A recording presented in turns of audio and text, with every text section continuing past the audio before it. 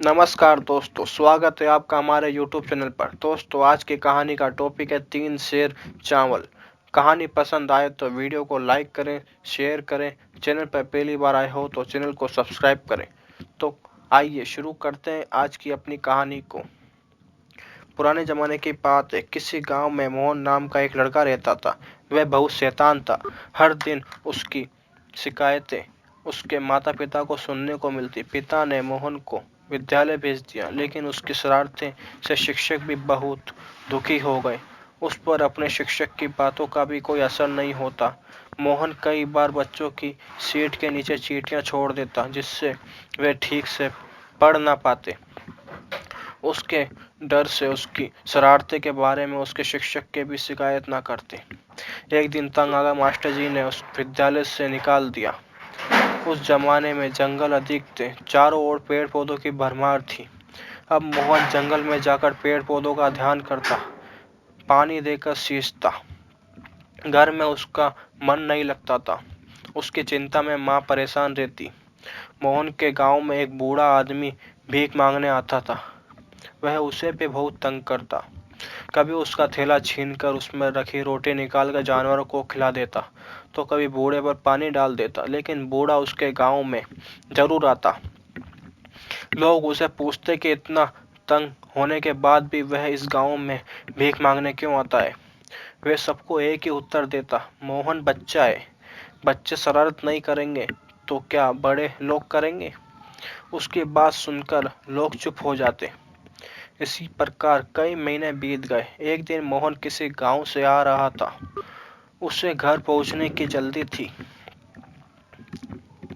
किसी किसान ने अपनी फसल की रक्षा के लिए नागफनी की भाड़ लगा रखी थी। रास्ते में नागफनी के कांटे गिरे हुए थे। उसकी नज़र उन कांटों पर पड़ी। उसने सोचा कि वह एक दो नागफनी को लेकर रास्ते में डाल दे तो बड़ा मजा आएगा। उसने 2 नागफनियों को उठा लिया और उसने उन्हें घास के नीचे छिपा दिया। फिर घर चला आया। 2-3 दिन बीत गए। आज वह सवय उसी रास्ते से जा रहा था। उसी रास्ते से बूढ़ा भिखारी भी आ रहा था। मोहन को शरारत सूझी। उसने कहा, जरा थैला दिखाना। भिखारी ने उसे थैला दे दिया। उसमें एक फटी धोती थी, 2 रोटियां भी थी। वह थैले को लेकर उछालने लगा कि वह अब थैला नहीं देगा। भिखारी उसके करीब आता तो वह दौड़कर थोड़ी दूर भाग जाता। इसी भाग दौड़ में अचानक सूखी नागफनी पर मोहन का पांव पड़ गया। उसके पूरे तलवे के कांटे चुभ गए। वह अचानक एक और लुढ़क गया। थैले उसके हाथ से छूट गया। भिखारी मोहन के पास आया। उसने अपनी लाठी से घास हटाई तो उसे एक और नागफनी नजर आई।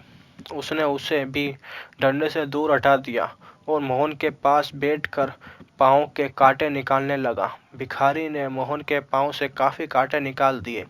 फिर भी कुछ कांटे उसके पाँव में चुभे ही रह गए। भिखारी ने उसे सहारा देकर खड़ा किया। मोहन ने कहा, मैं घर नहीं जाऊंगा। छाया में बैठकर तलवे के सारे कांटे निकालूंगा, तब घर जाऊंगा। भिखारी ने कहा, यदि तुम मेरी झोपड़ी तक चलो तो मैं तलवे के सारे कांटे निकाल दूंगा।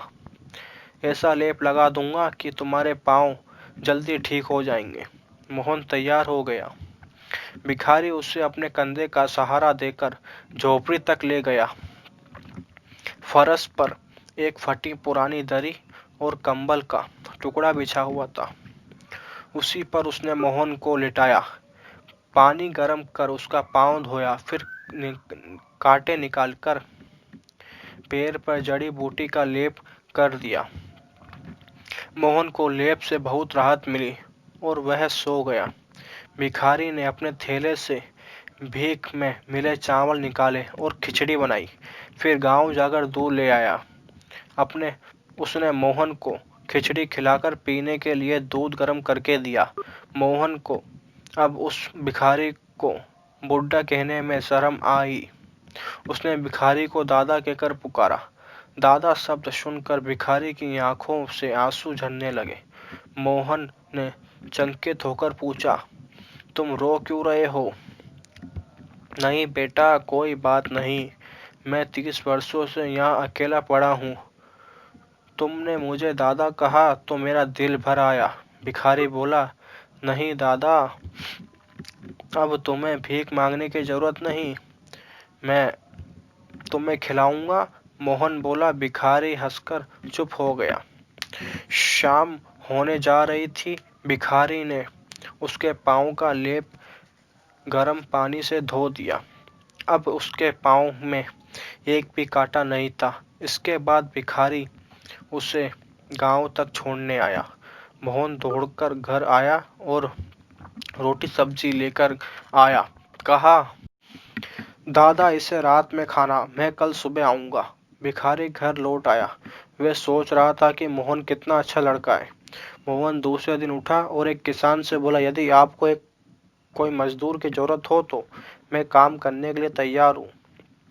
किसान को एक मजदूर की जरूरत तो थी, मगर वह मोहन को एक शरारती बच्चे के रूप में जानता था।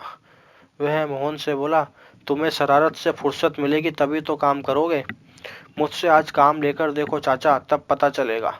ठीक है, चलो काम करो, किसान बोला। मोहन ने दिन भर मेहनत से काम किया। बदले हुए मोहन को देखकर किसान बहुत चकित था। उसने मोहन को 3 सेर चावल मजदूरी दे दिए। मोहन चावल लेकर भिखारी की झोपड़ी में जा पहुंचा। भिखारी खाना बनाने की तैयारी कर रहा था। उसने जब चावल देखे तो बोला, मोहन बेटा, ये ले जाकर अपनी माँ को दो। मेरा गुजारा तो भगवान चला ही रहा है। नहीं दादा, ये चावल तुम रखो, ये मैंने दिन भर मजदूरी करके कमाए हैं।